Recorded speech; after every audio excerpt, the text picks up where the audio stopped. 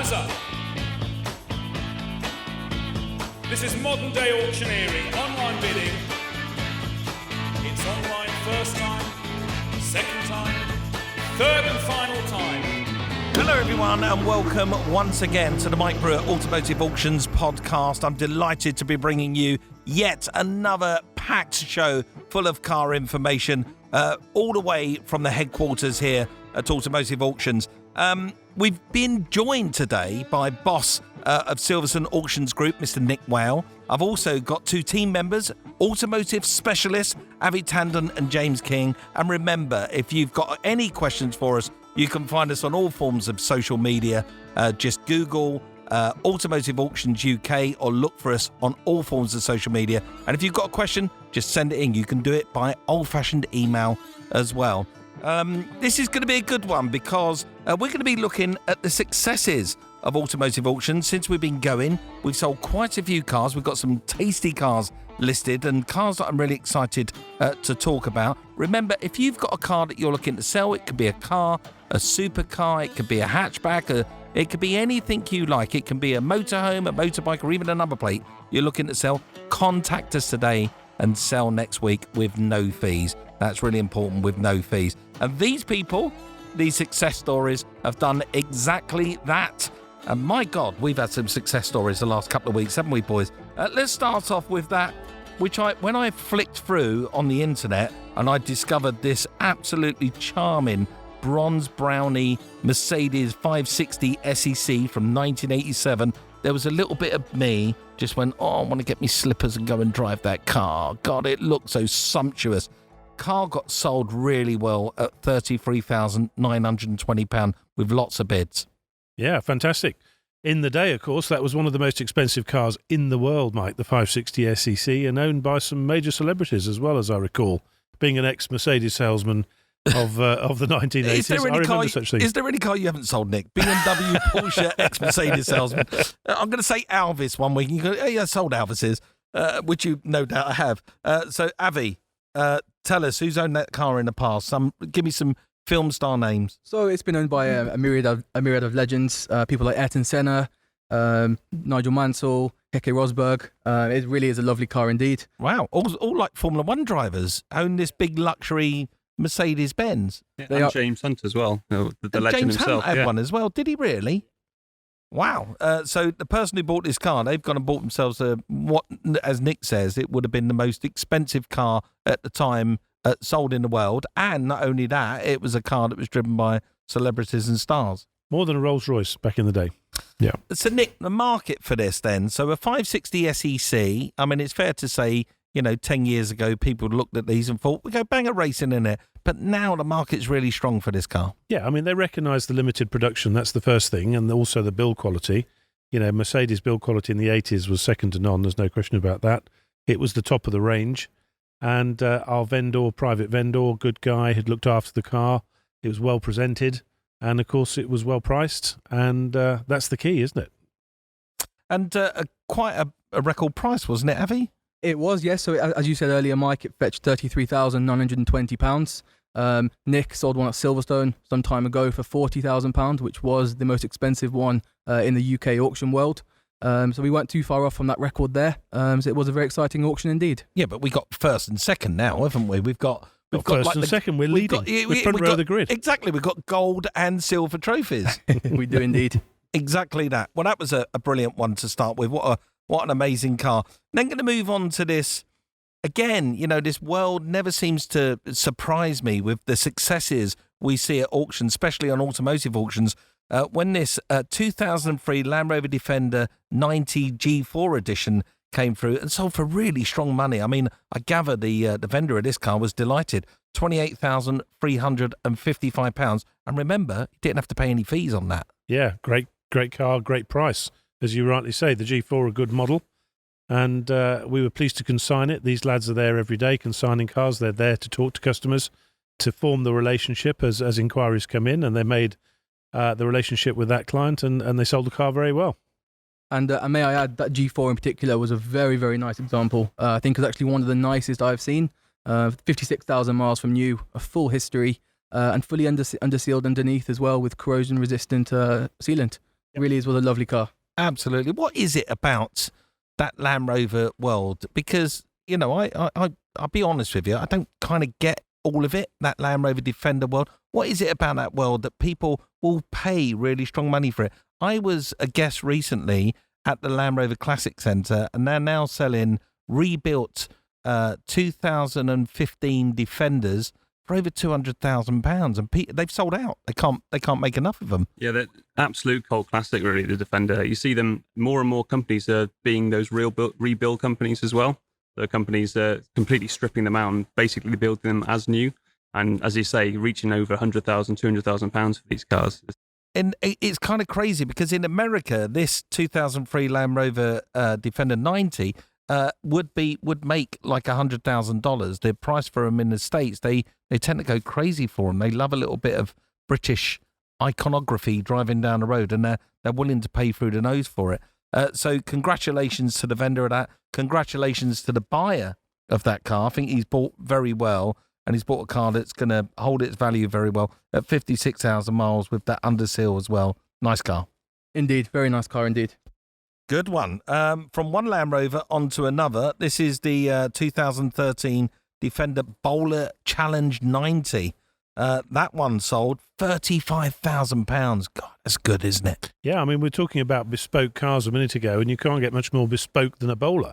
You know, there they are. They take a Land Rover and they make a competitive car of it and refine the suspension, the brakes and the engine and so forth. And again, good consigning from the team here to get one on board. Pleased with that one, boys? We are. It's a very exciting consignment, actually. The Bowler collaboration with Land Rover is a very exciting thing. I mean, the ECU is tuned to 175 brake horsepower, over 330 pound-foot of torque as well. And this one actually in particular had a stage 2 setup, actually pushing over 195 brake horsepower. Yep. That Land Rover is crazy, isn't it? Yeah, it was unbelievable. It's exciting to sort of get that much interest on the website on quite specialist cars, because you consider the Bowler fairly niche as something that people want to buy, but we got that interest because it just had that kind of special marketability about it. Yeah, we got to get attention. Plenty of bids. Plenty of bids, yeah. It's a strong, big car. But for you, James, I mean, it's a car that's, there's so much to it. There's so much to talk about on a Bowler. You're not just talking, it's got a rear wash wipe. There's lots more stuff to talk about. Like pedigree and everything like that. The race pedigree and rally pedigree is quite important on a lot of these cars as well, and how they performed in sort of rally. I mean, Nick loves to go rallying in these things as well. Yeah, I do. I love rallying. Listen, guys, you know this. When Nick's not here running the ship, Nick would be rallying around his garden on his lawnmower. I mean, he just can't stop the guy. If he can put petrol in it, if it starts, stops and goes, Nick is racing it. It goes as fast as he can in it. It's as simple as that. It is true, Nick. Sad but true. It is. Now, I'm so pleased to see this next car get sold so well. Congratulations once again to the seller of this car, and congratulations to the buyer, because they bought themselves a piece of Americana. The 1965 Chevrolet Corvette C2 Stingray, a very strong car in the American market at the moment, but sold so well here. Lots of bids on it, 13 bids at £54,000. Well done. That car was really well bought. That car in particular actually won first place at the Classic American Car Show at Tatton Park in 2016.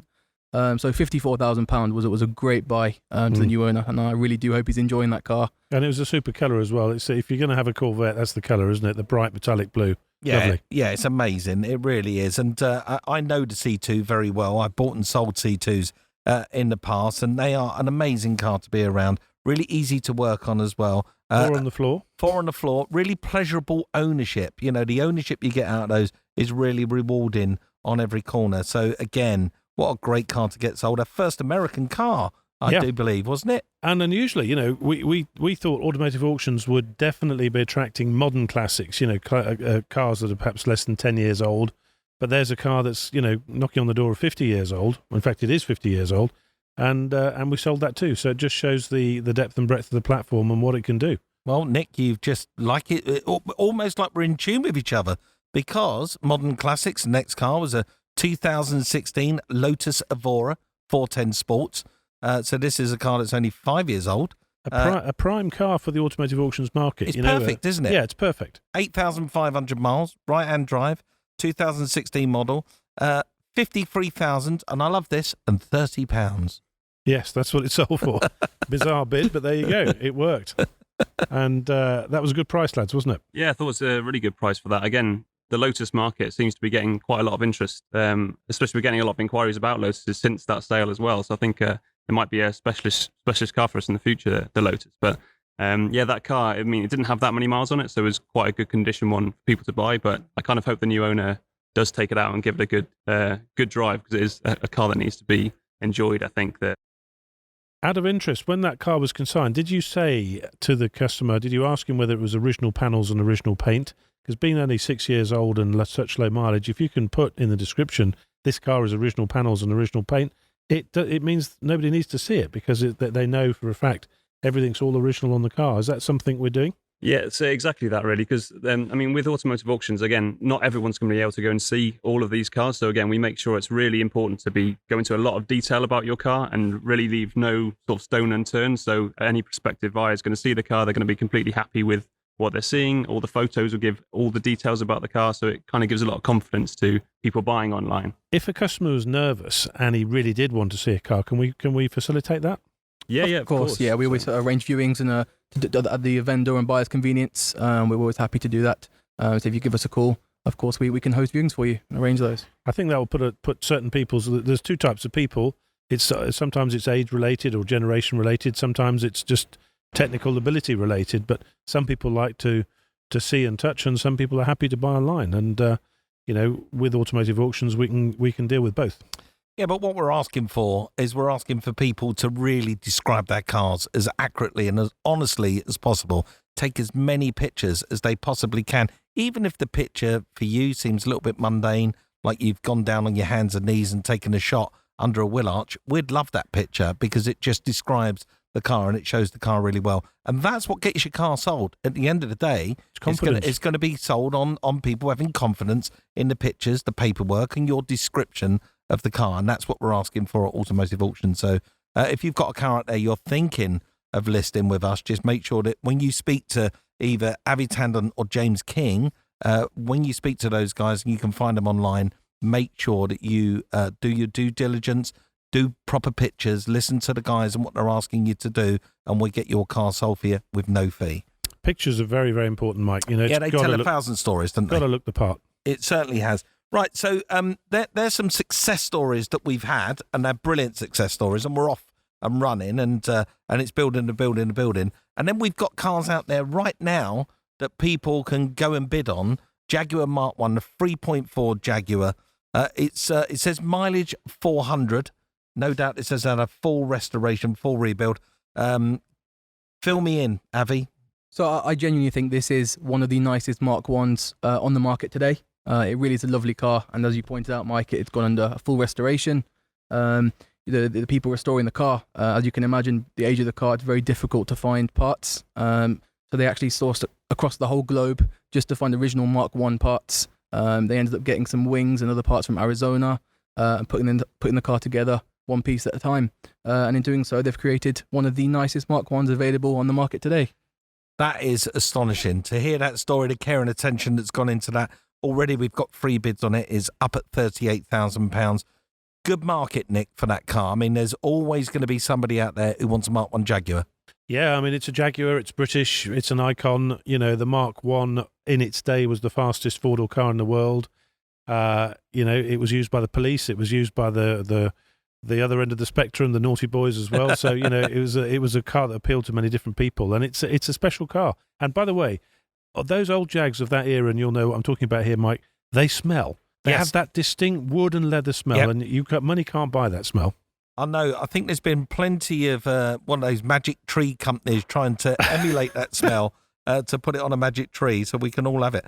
Now, when this popped up, because if you want to, you can set on your app, if you go on to Automotive Auctions, either on the app on Instagram, or you go on to your Facebook page or your Twitter page, you can set notifications so you're notified if anything pops up, so you don't miss out. And that's a really good thing to do.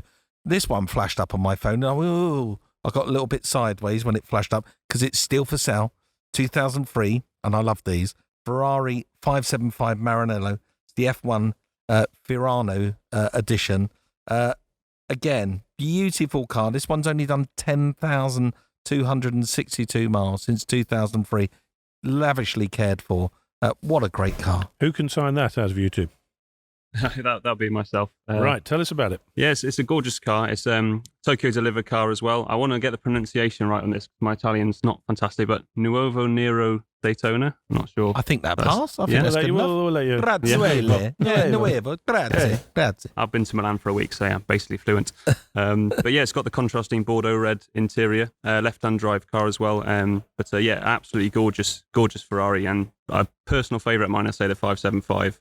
Especially in that colour. I think, yeah. Ideal for touring in Europe, left-hand drive. It certainly is. Yeah, it's the perfect car for that. When Nick, they let us isn't in. it? Yeah, and yeah, of course. And the price at the moment is just at £38,000. There's been interest in it, 3 bids already, and that's got 5 days to go. So if you're interested in that Ferrari, make sure you set your notifications, and you'll get alerted when that car starts to run towards the end. And you just want to make sure that you can raise your hand, get a bid in there, and buy that car, because that's gorgeous. That's a car that's surely got to be one of those cars that reaches its marketplace and it just stays there forever. You know, they get to a point where they just go, that's where I am. I'm settling here and I'm never moving from here unless I'm going upwards. Yep, that's right. I mean, it's supply and demand, and there's a limited supply, and it's a great car.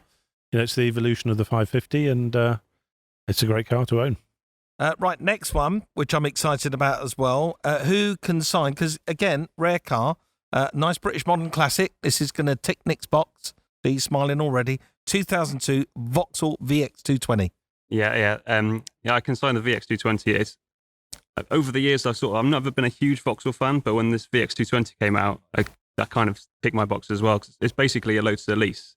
It's got the handling. I think it won like Car of the Year in 2002. I might be wrong with that, but again, what an amazing car for if you want to get out and drive on B roads. I can't think of many cars that are going to be more fun than a It's got VX220 to drive. that 2-litre 16-valve Vauxhall engine, isn't it? Is that right? Which is a sweet engine. Yeah. I was telling people back in the day, I reviewed this car brand new on TV, and I was telling people back in the day, this is a way to get yourself into a Lotus badge, but you can have this car serviced on every street corner, because you've got a Vauxhall dealer everywhere where you'd have to drive all the way over to Heffel to go and get your Lotus tended to.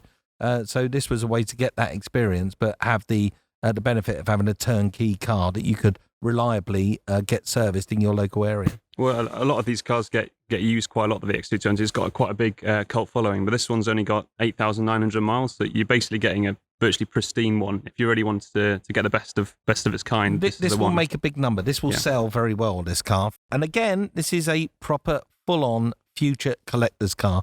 This will be a car to buy, enjoy, and make money out of it. You'll literally drive it and make money out of it all the time you own it. Let's move on to a car again. I can't stop saying I want these cars. I genuinely do. 2002 Ferrari 360 Spider F1. For me, what I love this is in that blue. It's not, your Bogo standard Ferrari red, the Rosso Corsa. This one's in blue. 35,800 miles. Right-hand drive car, so UK supply car. It is indeed. And £42,000 at the moment.